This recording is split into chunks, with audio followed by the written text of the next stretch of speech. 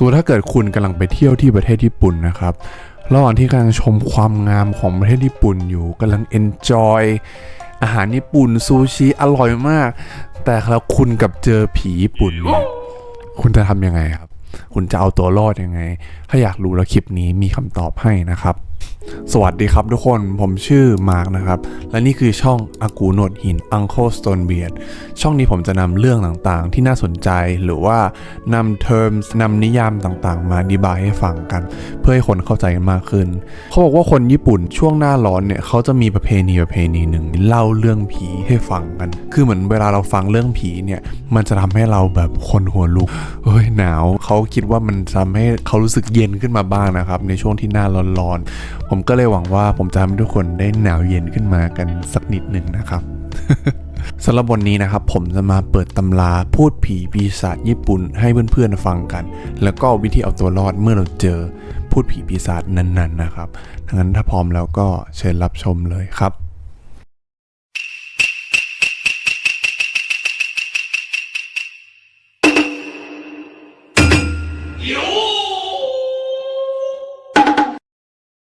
เพื่อนๆเคยได้ยินคำว่าโยไคไหมครับ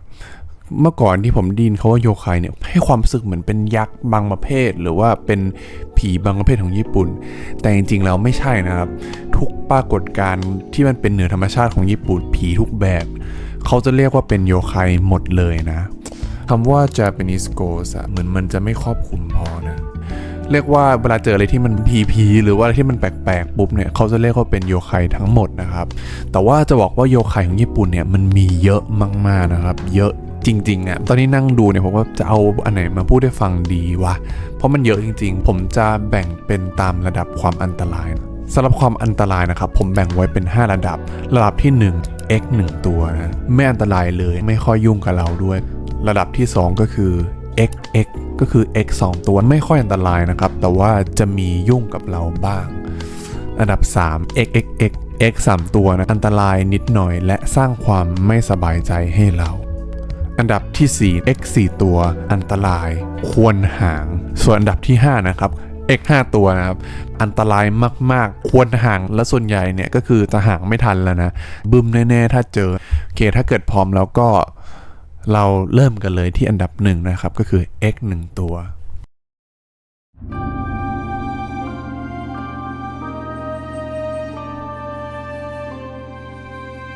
สำหรับโยไคแรกก็คือฮิโตดามะดวงวิญญาณนะที่มีสีหลายสีนะครับมีสีฟ้าสีแดงสีส้มสีขาวมันเป็นดวงวิญญาณคนที่ตายไปแล้วประมาณ 2-3 วันนะที่จะเหมือนบินไปหาครอบครัวนะจะสามารถพบเจอได้บ่อยๆในที่สุสานฟังแล้วเนี่ยผมก็แอบนึกถึงพวก Spirit of ในฝั่งตะวันตกเหมือนกันนะที่เหมือนเวลาเขาเห็นแบบดวงไฟแบบวิ่งแล้วก็เราไม่ต้องเอาตัวรอดนะเพราะว่าฮิโตดามะเนี่ยไม่ได้ทำอะไรเราเลยนะครับแล้วก็ไม่ได้ยุ่งกับเราด้วยนะครับต่อไปนะครับก็คือนูราริเฮียวคุณลุงแก่ที่มีหัวยาวตรงท้ายทอยมันจะมีความใหญ่ๆโค้งๆเหมือนท้องหมูนะครับแล้วก็จะชอบสวมเสื้อผ้าราคาแพงนูราริเฮียวเนี่ยชอบมีนิสัยที่ชอบที่จะแอบเข้าไปในบ้านของคนช่วงที่เหมือนแบบคนกำลังวุ่นวายอยู่เขาก็จะแอบเข้าไปกินอาหารเข้าไปดื่มเข้าไปสูบยาเส้นทำตัวตามสบายเหมือนทำตัวเหมือนเป็นเจ้าของบ้านแล้วถ้าเกิดคนที่ไม่รู้เนี่ยเขาก็จะคิดว่ามีผู้ใหญ่หรือมีญาติมาเยี่ยมเขาไม่ทำอันตรายนะครับแค่เหมือนแบบมาใช้ของมนุษย์เฉยๆแต่ว่าถ้าเกิดเจ้าของบ้านมาเจอเนี่ยเขาบอกว่านูราริเฮียวเนี่ยก็คือเหมือนมีความสามารถในการสะกดจิตนะครับเราไม่ต้องเอาตัวรอดอะไรนะครับโยไคนี้เนี่ยจะกินดื่มพอสบายใจแล้วก็จะออกไปเองนะเขายังบอกอีกนะว่าเป็นโยไคที่สูงสักโยไคอื่นๆเนี่ยก็ต้องแบบเคารพนะเอาจริงอันดับ x 1ตัวเนี่ยมันมีไม่ค่อยเยอะเท่าไหร่นะครับถ้างั้นเราไปอันดับต่อไปกันเลยนะครับ x 2ตัว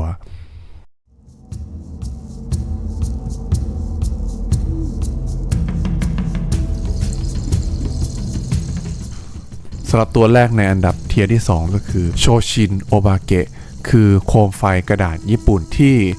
มีทั้งตาแล้วก็มีปากตาบางทีก็มี1ตาบางทีก็มี2ตาเขาบอกว่านิสัยของโชชินโอบาเกะเนี่ยจะชอบหลอกให้มนุษย์ตกใจพอมนุษย์เห็นปุ๊บเนี่ยก็จะทำหน้ามันโรคจิตครีปปี้แล้วพอมนุษย์ตกใจปุ๊บเนี่ยพวกมันก็จะสะใจดีใจนะครับแล้วก็จากไปเพราะงั้นเราก็ยังไม่ต้องเอาตัวรอดเราก็แค่ตกใจเฉยนะครับ สำหรับโยไคต่อไปนะครับก็คือโนเประโบ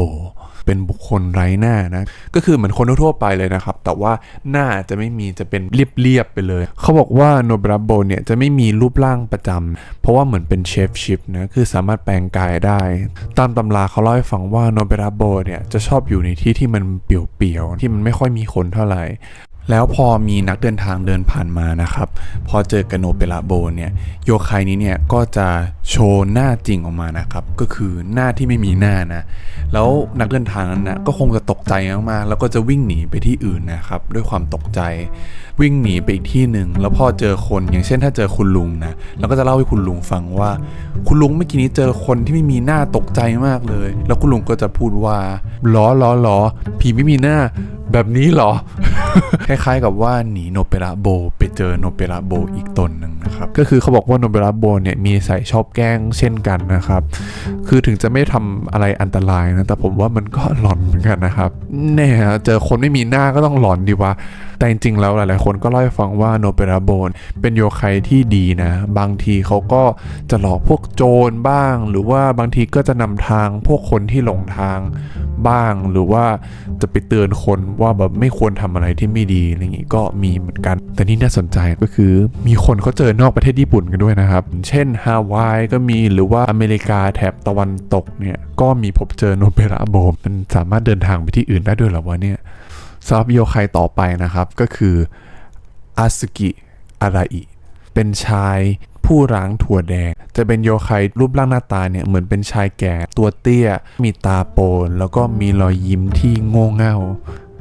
อันนี้ผมไม่ได้คิดเองนะครับผมไปอ่านมานะแล้วก็จะมีนิ้วแค่3นิ้วใหญ่ๆเขาบอกว่าโยไคนี้เนี่ยจะปรากฏตัวอยู่แถวๆที่เป็นลำธารหรือที่มีน้ำตกนั่งล้างถั่วแดงอยู่และสิ่งแรกที่เราจะได้ยินก่อนเลยนะครับถ้าเราเดินผ่านแถวนั้นนะเราจะได้ยินเสียงเหมือนล้างน้ำนะแถวๆนั้นแล้วก็จะมีเสียงร้องเพลงจากโยไคนี้ซึ่งเนื้อเพลงที่โยไคตัวนี้ร้องนะก็คือฉันจะนั่งล้างถั่วแดงอยู่ตรงนี้หรือจะไปจับมนุษย์มากินดีฉันจะนั่งล้างหัวแดงอยู่ช่วงนี้หรือจะไปจับมนุษย์มากินดีจับมนุษย์มากินดีแล้วมนุษย์คนไหนที่ได้ยินเพลงนี้ปุ๊บเขาจะเหมือนพัดตกลงในน้ำแต่ก็โชคดีนะเพราะว่าถึงจะร้องเพลงอย่างนี้แต่ว่าไม่เคยมีประวัติในการทำร้ายมนุษย์นะครับแค่ทำให้มนุษย์ตกน้ำไม่เฉยสำหรับโยไคต่อไปนะครับก็คือคาราคาซาโอบาเกะล่มที่มีตาแล้วก็มีปากนะครับแล้วปากก็ชอบแลบลิ้นคือโยไคนี้จะค่อนข้างคล้ายกับโชชินโอบาเกะโชชินโอบาเกะก็คือโคมไฟที่มีตาแล้วก็มีปากนิสัยก็เหมือนกันเลยจะชอบหลอกให้มนุษย์ตกใจแล้วก็จะหัวเราะก็จากไปนะไม่ได้ทำอันตรายต่อมนุษย์ตามตำนานเขาเล่าให้ฟังว่าคาราคาซาโอบาเกะเนี่ยเป็นล่มที่เหมือนคนได้แบบละทิ้งไปแล้วมันก็เลยงอนน่ะมาหลอกมนุษย์มึงทิ้งกูโอเคก็จบสำหรับเทียร์2นะครับ X 2ตัวถ้างั้นเราไประดับต่อไปกันเลยแล้วกันนะครับ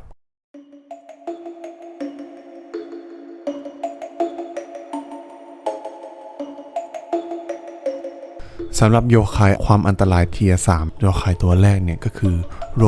คุบิเป็นหญิงงามที่มีคอยาวเรียกว่าเป็นหนึ่งโยไคที่ค่อนข้างดังมากทำผมเหมือนแบบเกย์ชาแล้วก็เดินแล้วคอแบบสะบัดไปสะบัดมานะครับโรคุบิเนี่ยจะเป็นผู้หญิงงามนะครับตอนกลางวันแต่พอถึงตอนกลางคืนปุ๊บเนี่ยจะสามารถมีคอที่ยื่นยาวมากๆนะบางตำนานก็บอกว่าโยไคนี้เนี่ยเป็นโยไคที่ค่อนข้างเจ้าเล่ห์สามารถเอาคอยาวๆเนี่ยไปแอบฟังนู่นแอบฟังนี่ได้หรืออีกตำนานหนึ่งเนี่ยก็เล่าให้ฟังว่า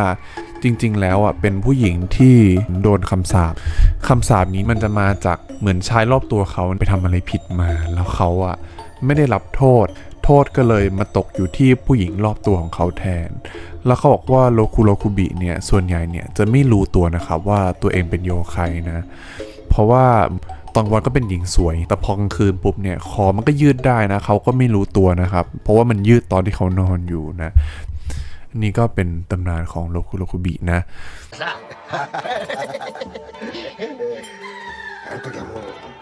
สำหรับโยไคต่อไปในเทียร์3ก็คือเบโตะซังเนี่ยคือเป็นวิญญาณเดินตาม เราจะไม่เคยเห็นเบโตซังแต่สิ่งที่เราจะสัมผัสได้นะครับก็คือจะมีเสียงเท้าเดินตามอยู่ที่หลังเรานะครับตอกแตกตอกแตกมีเสียงเพิ่มมาอีก1เสียงพูดง่ายๆโยคายนี้เนี่ยจะไม่ทำอันตรายต่อทางกายนะครับแต่จะทำทางใจนะเพราะว่า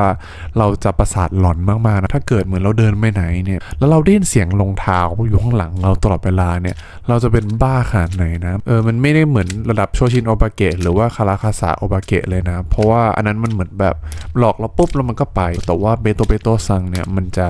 เดินไปหาเราทุกที่ซึ่งมีวิธีเอาตัวรอดเวลาเราเจอเบโตซังเนี่ยให้เราถอยไปข้างๆนะครับแล้วเราพูดว่าเบโตซังเดินไปก่อนเลยเสียงเดินตอกแตกเนี่ยก็จะเดินนำหน้าเราแล้วก็หายไปนะครับสำหรับโยคายต่อไปนะครับในเทียร์3เนี่ยก็คือฟูตากุจิออนนาหญิงผู้มี2ปากโยคายนี้เนี่ยจะเป็นผู้หญิงสวยนะที่มีผมดำครับ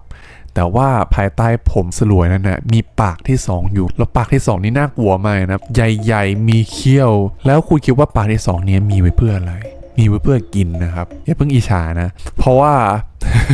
แล้วผมของฟุตาคุชิออนนาเนี่ยจะมีหน้าที่เอื้อมไปหยิบของนะแล้วก็เอามาป้อนในปากที่2วิธีสังเกต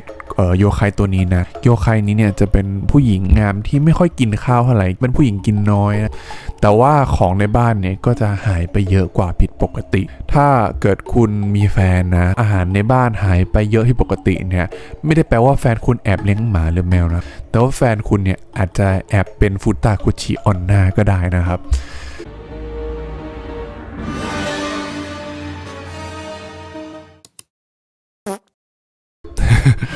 ตามตำนานเนี่ยเขาเล่าให้ฟังว่าเหมือนมีชายคนหนึ่งนะที่เขาเป็นคนที่ขี้เหนียวมากๆนะครับเขาเป็นคนทำอะไรเนี่ยก็จะแบบเซฟตังค์ไม่ใช้เงินขี้เหนียวแล้วเขาก็มาเจอผู้หญิงคนหนึ่งนะครับที่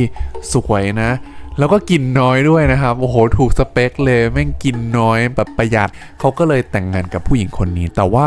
ตัวผู้ชายเนี่ยเขาก็แอบรู้สึกงงนะว่าทำไมข้าวที่เขาสต็อกไว้อาหารอะไรเงี้ยมันหมดไปเยอะมากๆเลยนะ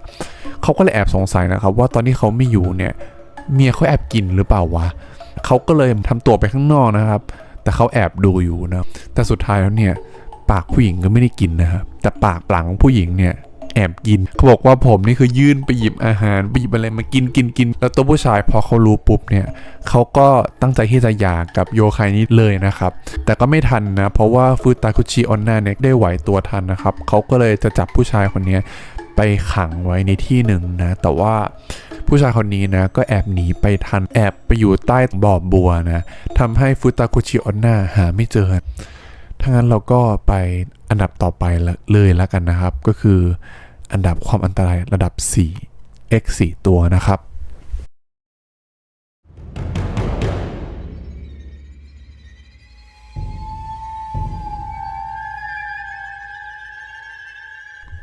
สำหรับโยคายในระดับ 4 โยคายแรกเนี่ยก็คือยูกิออนนานะ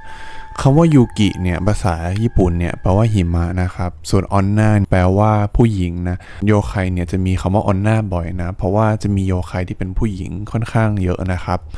ยูกิออนนาเนี่ยจะเป็นผู้หญิงงามอีกแล้วนะครับสวยมากๆผมดำครับแล้วก็ผิวขาวเหมือนหิมะเลยแล้วจะอยู่ในบริเวณที่มีหิมะเยอะๆเขาบอกว่าโยคายนี้เนี่ยจะชอบใส่กิโมโนสีขาวแค่สัมผัสของโยคายนี้เนี่ยก็จะทำให้เราหนาวเย็นมากๆลมหายใจของโยคายนี้เนี่ยจะทำให้เราสามารถโดนแช่แข็งทั้งตัวได้เลยแค่เขาแบบเป่าฟู่ใส่ทีหนึ่งเราก็แบบแข็งแบบเป็นน้ำแข็งนะครับในที่บริเวณหิมะเยอะเนี่ยเราสามารถพบเจอโยคายนี้ได้นะแล้วโยคายนี้เนี่ยก็จะฆ่าเราได้นะครับฆ่าเราโดยการเหมือนแช่แข็งแล้วก็ดูดพลังชีวิตไปแต่บางตำนานเนี่ยเขาก็เล่าให้ฟังว่ายูกิออนนาเนี่ยบางทีก็จะมีหลงรักมนุษย์ที่หน้าตาดีบ้างเหมือนกันนะครับเขาก็จะปล่อยให้มนุษย์หน้าตาดีนี่รอดไปโยคายต่อไปก็คืออิตันโมเมนต์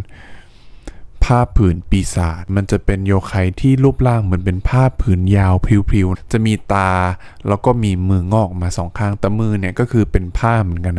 จะชอบออกมาโบยบินบนท้องฟ้าในยามค่ำคืนคือถ้าไปเที่ยวญี่ปุ่นเนี่ยเราแบบมองขึ้นไปบนฟ้าตอนกลางคืนแล้วเห็นผ้าหนึ่งกำลังปิวอยู่เนี่ยให้แอบนะครับเพราะว่าถ้าเกิดมาเห็นคนปุ๊บเนี่ย มันจะบินลงมาแล้วก็พันรัดคอคนจนคนนั้นขาดอากาศหายใจตายเรียกว่าเป็นโยไคที่ค่อนข้างดุแล้วก็อันตรายมากๆควรห่างอย่างยิ่ง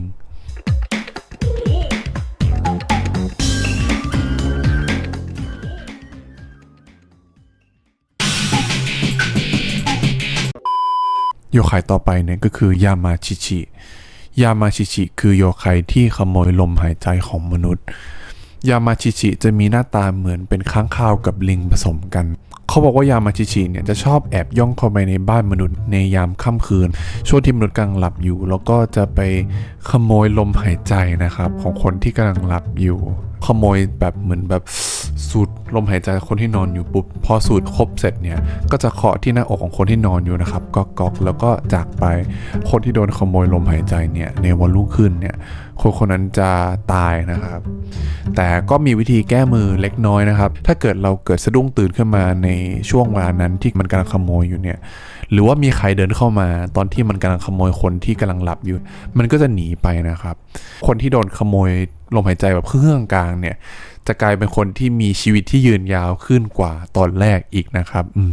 ดี Congratulations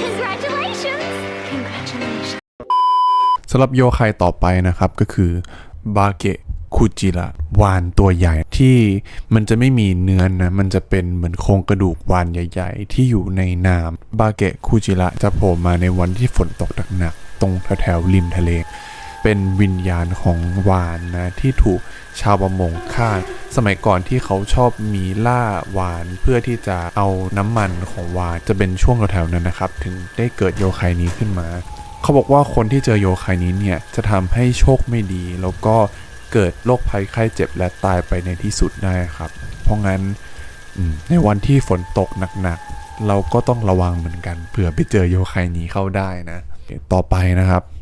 ตัวสุดท้ายของเทียนีนะกัปปะน่าจะเป็นโยไคที่มีความดังที่สุดในโยไคทั้งหมดเลยนะจะมีรูปร่างคล้ายๆมนุษย์ผสมเต่านะครับหรือว่าสัตว์เลื้อยคลานอื่นๆแล้วก็จะมีผมที่แบบแบนๆบานๆแล้วบนกลางหัวเนี่ยจะมีคล้ายๆเป็นหลุมแล้วมีน้ำอยู่บนหัว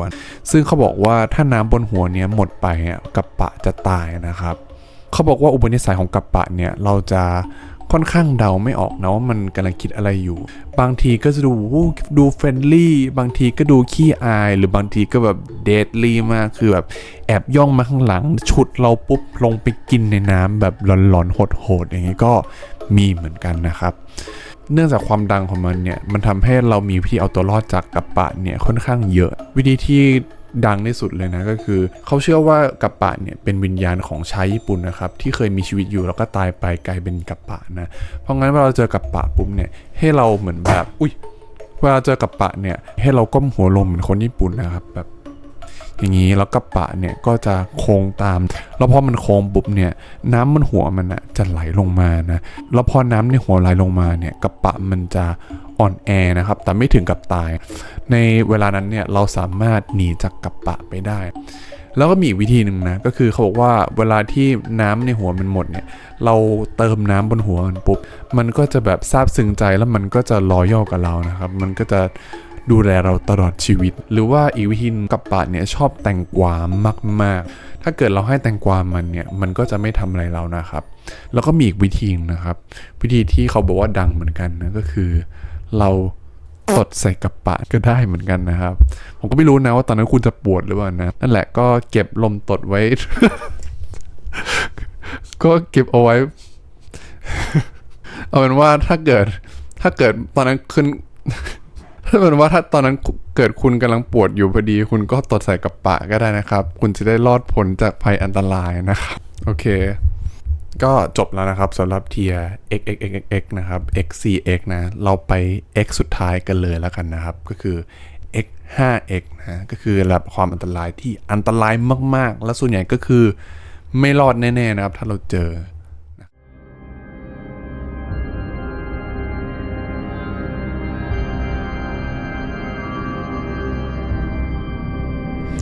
ตอนนี้เราก็มาถึงเทียร์สุดท้ายแล้วนะครับก็คือเทียร์ที่อันตรายที่สุดนะสำหรับโยไคแรกนี้เนี่ยก็คือโจโรคุโมะเนี่ยคือ แมงมุมหญิงสาวคือเหมือนเป็นแมงมุมที่สามารถแปลงร่างเป็นหญิงสาวสวยได้โจโรโคโมะเนี่ยจะเห็นมนุษย์เป็นคล้ายๆกับเป็นแมลงเป็นอะไรที่แบบเป็นเหยื่อของนางนะเหยื่อของนางปกติแล้วเนี่ยส่วนใหญ่เราจะเป็นชายหนุ่มที่อยู่ในเมืองที่ตามหาความรักแท้โยคายนี้เนี่ยมีความสามารถในการควบคุมพวกแมงมุมตัวเล็กๆได้นะซึ่งมันทำให้แบบมีข้อมูลเยอะแยะในเมืองใหญ่ๆที่มีคนเยอะๆสัญจรไปสัญจรมาเนี่ยสุดท้ายแล้วโจโรโคโมะก็สามารถได้เหยื่อที่นางต้องการได้เสมอนะครับก็คือพูดง่ายๆนะที่อยู่ในเทียร์ความอันตรายนี้ก็คือว่าถ้านางล็อกเป้าใครแล้วอะสุดท้ายแล้วอะนางก็จะได้คนนั้นเป็นเหยื่อนะครับจุดที่น่ากลัวของโยคายนี้นะครับก็คือคนที่เป็นเหยื่อของโยคายนี้เนี่ยโดนมัดใยนะแล้วก็โดนเอาอะไรจิ้มเข้าไปนะครับเป็นพิษนะจะทำให้เหยื่อนั้นค่อยๆตายอย่างช้าๆและทรมานนะครับเรียกว่าหลบหนียากมากนะครับถ้าโดนน็อกเป้าแล้วถ้าเราไปโยคายต่อไปกันเลยแล้วกันนะครับก็คืออาคามันโตปีศาจห้องน้ำโรงเรียนสมมติถ้าเกิดคุณกำลังอยู่ในที่โรงเรียนนะในตอนค่ำๆแล้วคุณเกิดปวดอึขึ้นมาคุณต้องไปใช้ห้องน้ำที่โรงเรียนเสร็จแล้วอาคามันโตเนี่ยก็จะโผล่มานะครับเขาบอกว่ารูปร่างของอาคามันโตเนี่ยก็คือเป็นผู้ชายที่เหมือนคลุมผ้าสีแดงอาคามันโตเนี่ยจะให้คุณเลือกนะว่าคุณจะเอากระดาษชำระสีแดงหรือว่าสีฟ้าผมให้คุณเลือกตอนนี้แล้วคุณจะเลือกสีอะไร ถ้าเกิดคุณเลือกสีแดงนะครับอาคามันโต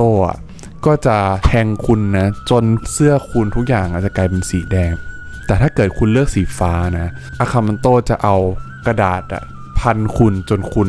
ขาดอากาศหายใจจนหน้ากลายเป็นสีฟ้านะครับพูดง่ายๆว่ามึงเลือกอะไรมึงก็ตายคือวิธีเอาตัวรอดของอาคามันโตเนี่ยเขาบอกว่ามันแทบไม่มีเลยนะเคยมีคนพยายามแบบครีเอทีฟจะเอากระดาษสีอื่นที่ไม่มีในนั้นบอกว่าเอาสีเหลืองสุดท้ายก็อาคามันโตคือเอาจับหัวนะครับกดน้ำก็คงจะเป็นสาเหตุที่อยู่ในเทียร์นี้นะเพราะมันอันตรายมากๆแล้วเอาตัวรอดไม่ได้นะครับจริงๆมีอยู่วิธีหนึ่งนะครับที่คนเขาบอกว่าเขาสามารถรอดจากอาคามันโตได้ก็คือเราจะไม่เอากระดาษทิชชู่อะไรเลยสีอะไรเลยทั้งสิ้นแต่ก็ไม่รู้นะว่าจะรอดหรือเปล่าสำหรับโยคายต่อไปนะครับก็คือจูโบโกะต้นไม้แวมไพร์ผมต้องบอกเลยนะว่าอันนี้เป็นโยคายที่ตอนที่ผมศึกษาเนี่ยผมรู้สึกว่าอันนี้ค่อนข้างหลอนมากเลยนะรูปร่างของจูโบโกะเนี่ยคือเป็นต้นไม้ต้นใหญ่ๆที่กิ่งก้านมันจะคล้ายๆนิ้วมือมนุษย์เขาบอกว่าโยคายนี้เนี่ยตอนแรกเป็นต้นไม้ธรรมดาเป็นต้นไม้อยู่ในจุดหนึ่งนะที่มีการต่อสู้รบเวลามีการต่อสู้รบกันมันก็จะมีเลือดสาดเลือดนองได้ไหลลงไปสู่ตรงต้นไม้นะแล้วต้นไม้เนี่ยก็ดูดเลือดเหมือนดูดซึมเลือดมนุษย์นะจนกลายเป็นโยคายพอมันเป็นโยคายปุ๊บเนี่ยแล้วเวลามีใครเข้าใกล้รัศมีต้นไม้ต้นนี้เนี่ยก็จะถูกแบบกิ่งจับมานะครับแล้วก็เอากิ่งก้านเจาะเข้าไปแล้วก็ดูดเลือดมนุษย์จนหมดตัวนะแล้วพอมันดูดเลือดครบปุ๊บเนี่ยมันก็จะทิ้งศพลงไปแล้วพวกสัตว์พวกแมลงมันก็จะมากินซากศพจนสุดท้ายก็จะกลายเป็นหัวกะโหลกตรงรอบๆต้นไม้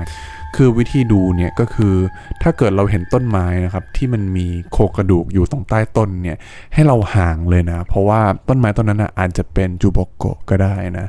สาเหตุที่อยู่ในเทียนนี้เนี่ยมันเป็นต้นไม้แล้วคนไม่ค่อยระวังตัวกันเพราะงั้นแบบเลยมีเหยื่อจากจูโบโกะค่อนข้างเยอะน่ากลัวมากเลยนะโอเคถ้างั้นเราก็ไปโยคายต่อไปกันเลยแล้วกันนะครับสำหรับโยคายต่อไปเนี่ยก็คือกาชาโดกุโรกาชาโดคุโระเนี่ยคือโครงกระดูกยักษ์มหึมาซึ่งขนาดของกาชาโดคุโระนะครับใหญ่กว่ามนุษย์15เท่าคือสูงมากๆสูงเท่าตึกเลยนะถึงมันจะตัวใหญ่ขนาดนี้นะครับแต่ว่ามันค่อนข้างที่จะเงียบมากๆเลยนะเสียงที่เราจะได้ยินเนี่ยคือเสียงกระชิเป็นเสียงเหมือนคล้ายๆกับเสียงกระดูกมันแบบอย่างนั้นชนกันแล้วถ้าเกิดมันเจอใครเนี่ยมันก็จะหยิบมาแล้วก็กัดหัวเลยนะครับเหมือนคล้ายๆไททันใน Attack on Titan เลยนะเขาบอกว่าที่มาของกาชาโดกุโระเนี่ยมันมาจากพวกศพของนักรบญี่ปุ่นนะครับที่ไม่ได้ถูกฝังให้อย่างดีๆนะแล้วโครงกระดูกนี้เนี่ยมันก็หลอมรวมกันกลายเป็นโครงกระดูกอันใหญ่นะครับซึ่งมันจะขับเคลื่อนด้วยแรงอาฆาตนะของพวกวิญญาณของนักรบพวกนี้นะครับวิธีที่จะเอาตัวรอดจากกาชาโดกุโระเนี่ยก็คือการปล่อยให้พลังอาฆาตของมันเนี่ยจางหายไปเองนะครับ โอเคทั้งหมดก็คือโยไคทั้งหมด5ระดับแต่ว่าตอนนี้เนี่ยผมมีเทียร์พิเศษให้อีกเทียร์หนึ่งนะครับก็คือเทียร์ S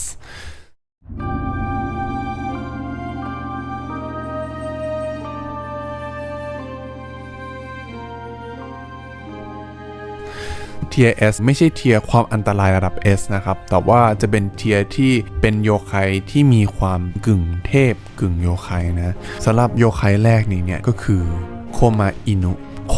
นุหรือว่าสุนัขสิงโตในหน้าศาลเจ้าชินโตะหรือว่า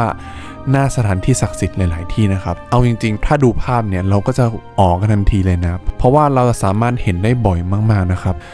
เขาว่าโคมาอินุเนี่ยมีหน้าที่ที่จะป้องกันเพื่อไม่ให้สิ่งไม่ดีหรือวิญญาณต่างๆเข้าสถานที่นั้นๆนะครับ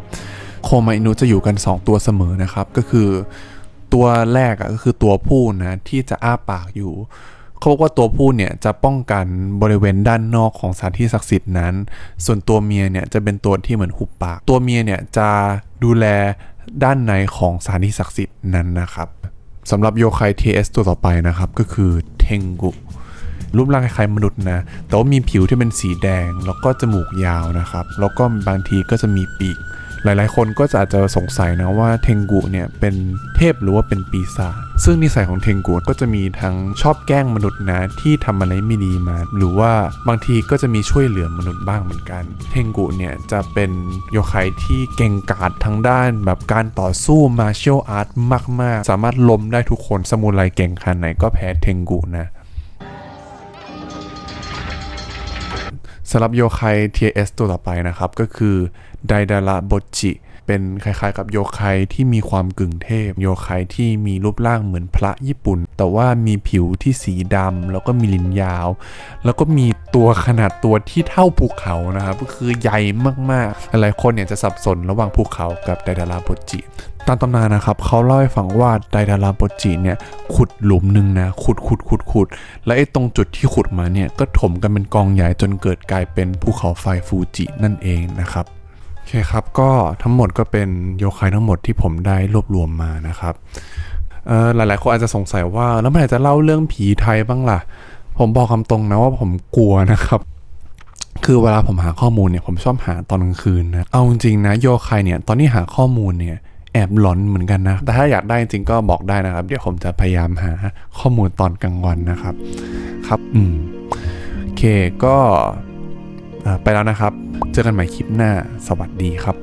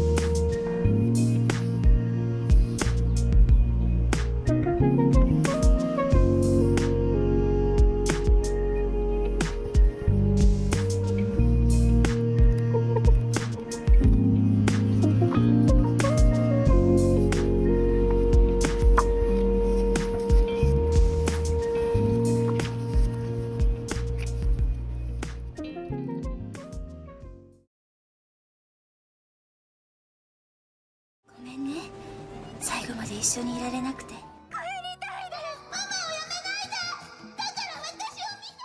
There's some good in this world, and it's worth fighting